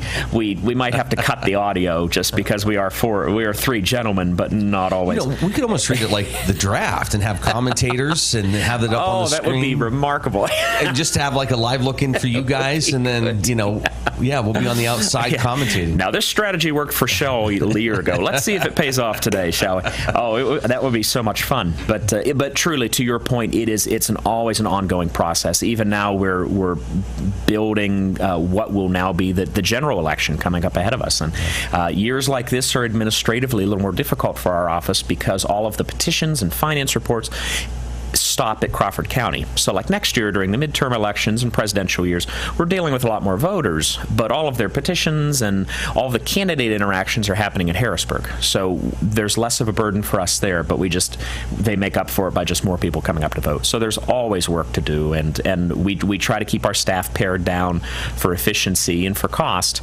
and that means that sometimes you'll walk into the voter services office and you'll see one of these 3 dashing gentlemen standing at the counter helping you fill out a voter application of some sort or another. But we're happy to jump in and help where we can. So kind of talk through what's been discussed at meetings. What are you working on right now? Mm-hmm. And then we'll kind of wrap up with the fair, which is coming up next month, which is hard to believe. But what's life like for a commissioner this time of year? Sure. Well, it's as we were kind of talking a little bit before I came on. The summertime is a little more patient for us, and I know I'm going to jinx it, and I'm going to go back, and there's going to be some crisis. It tends to be things slow down a little bit in the summertime. The state fiscal year, of course, has just changed. We don't have a budget yet, so that kind of puts us into some strange places at times. The courts continue to function, human services continue to function. We're not stopping, but there's always this long-held breath. It's like, all right, well, what's going to happen here? Because there's just uncertainty. Our county budget budget is a calendar year, so we're midway through. We're asking department heads, well, kind of take a look at things and make sure you're halfway through, and that we're not going to have any uncomfortable realizations come about November or December.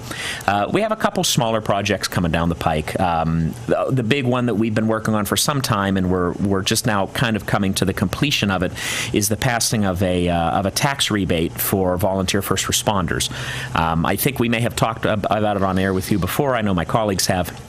That if you're a volunteer firefighter, you're a volunteer EMT, you would be privileged to I think we have settled on up to $500 of your county tax property taxes rebated or refunded to you after you meet certain eligibility requirements. It took some time to kind of work out what that was going to look like. Hours spent in responding, hours spent in administrative capacities at meetings and that sort of thing. That'll be done by a resolution. We're hoping to have that done by the end of the summer, and that would be effective for next year. So that would give us some time to acclimate the different volunteer fire and EMS companies across Crawford County to, okay, well, this is what the reporting is going to look like if you want to participate.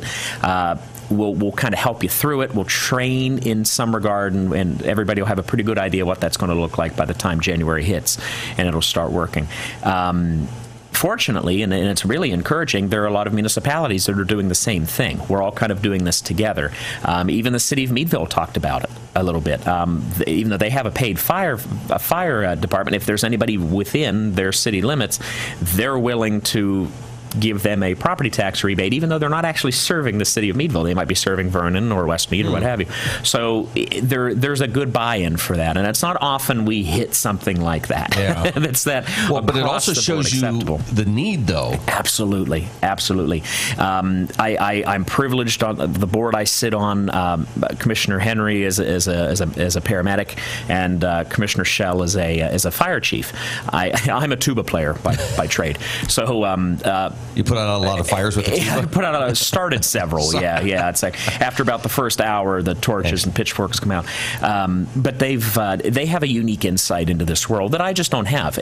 But it puts Crawford County in a really position that we can address the problem very hands-on and really make every effort we can to try to, if not solve it, at least stem the hemorrhage of volunteers we have in these communities. There are some places in Crawford County where ambulance response would be rather slow, just based on availability of volunteers, and that's for a lot of factors: an aging population, lack of volunteerism. I think just sort of in the zeitgeist anyway. People aren't necessarily working and living in the same community anymore. Like myself, I live in Linesville, beautiful Linesville, Western Crawford County. I'm a half hour away from home. If I had to run home to make a call, it wouldn't have much point to it. Even Scott, who's the chief of fire in Cochranton, he'll occasionally, on something big, he'll leave our office and shoot down to Cochranton. But he'll even admit, it's like, well, yeah, but I'm getting there 15 minutes later after everybody else. Yeah. So that'll be coming through. We're very excited about that. I think that it's not going to solve the problem overnight. We know that. It's not going to necessarily change the trajectory, but it's at least an olive branch to show, at the very least, that we're aware of the issue and that we want to commemorate those folks that put their lives on the line for no reward whatsoever other than the gratification of knowing they help their neighbors and they help their communities. Yeah, and in addition to that, I think, and you've gone to meetings with organizations, and they're the same people you see at another meeting, so everybody's doing more with less, and absolutely, and we're talking about some good services that listen, if you can make a few minutes, oh gosh, yeah, volunteer, be part, and you kind of get into it. We talked to the chamber directors, and they've got big events coming up, festivals and fair season and all this stuff, and yeah, it takes volunteers to help run these events. It takes sponsors to help put these things on. So, yeah, there's a lot to it. You're watching The Morning Drill on Stream TV and on the Armstrong Neighborhood Channel. U.S. job growth was stronger than expected in June, suggesting the labor market remained stable and potentially allowing the Federal Reserve to delay cutting interest rates until later in the year. A report from the Labor Department on Thursday showed non-farm payrolls increased by 147,000 jobs last month, more than economists polled by Reuters had expected. The unemployment rate ticked lower to 4.1%, also defying expectations. Economists had predicted an uptick to 4.3%. Despite the robust figures, job growth is slowing, mostly reflecting tepid hiring. Other indicators, including the number of people filing for unemployment benefits, also suggest labor market fatigue. Most economists expect the jobless rate to rise through the second half of the year and potentially encourage the Fed to resume cutting interest rates in September. All three of Wall Street's main indexes opened higher Thursday after the report's release.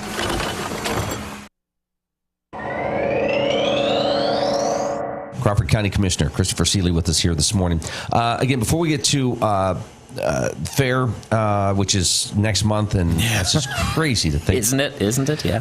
Tomorrow is the 4th of July. Where did it all go? I know. Yeah. So I'll see, different things on the Armstrong Neighborhood Channel, different, municipalities, townships, meetings, and I'll see your face there at different things. How important is it to just kind of keep track of what's going on in the county? Oh gosh, yeah. From time to time, we just pop into municipal meetings, and it was maybe a quixotic goal on my part once upon a time.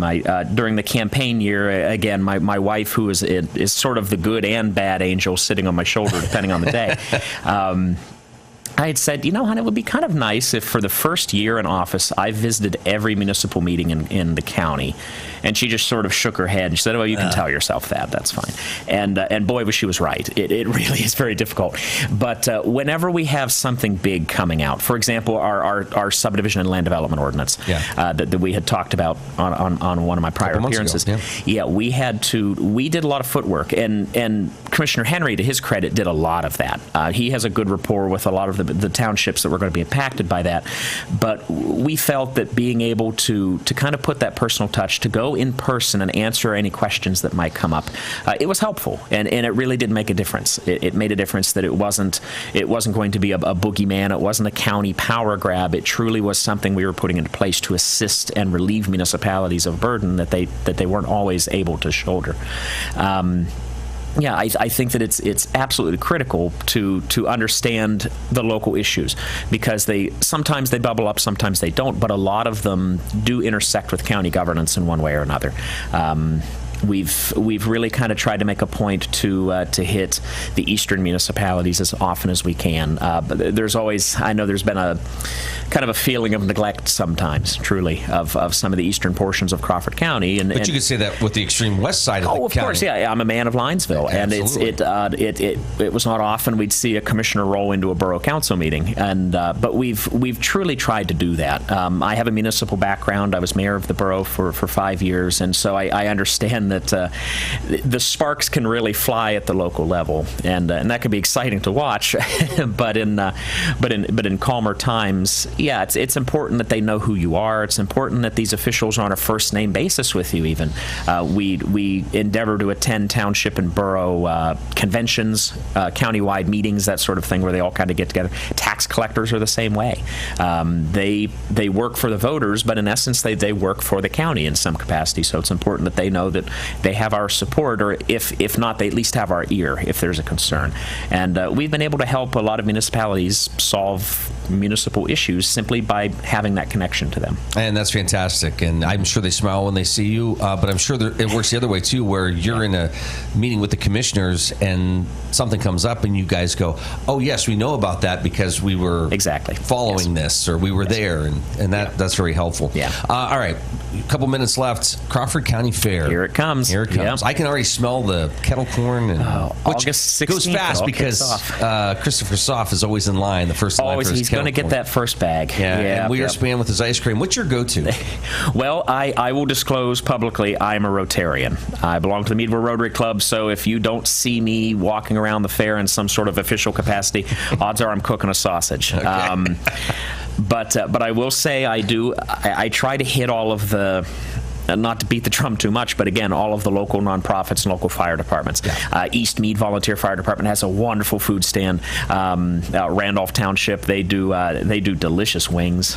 There's just, and frankly, the food that I get from those folks are far and above anything certainly I could ever make at home. But and it's not to diminish the vendors that are coming from all around the region to participate in our fair. They're a vibrant component to what we do. I like the idea of these volunteer groups being rewarded for their efforts, because again, as the Rotary, I'm kind of the booth captain some years, and just getting to staff it. You're looking at 8 days of fair and like a minimum of 10 to 12 people per day to do that.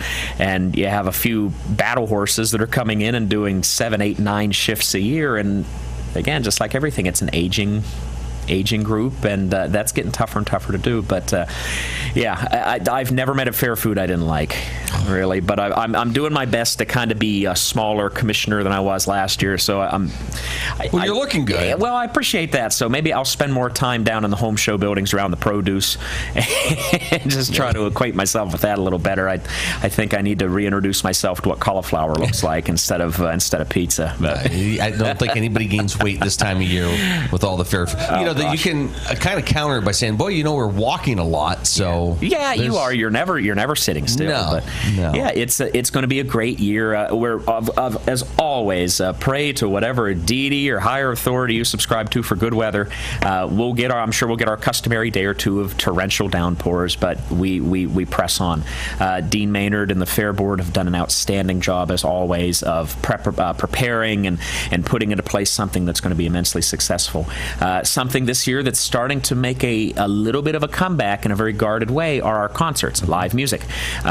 For as many of you recall, back in the golden age of the Crawford County Fair, I remember seeing Kenny Rogers in Alabama, and Garth Brooks came right before Rope in the Wind hit. It's like, but that just became so cost prohibitive after a while, and there were a couple years where the fair really took kind of a bath on some of those acts, so they really had to recalibrate what they're doing.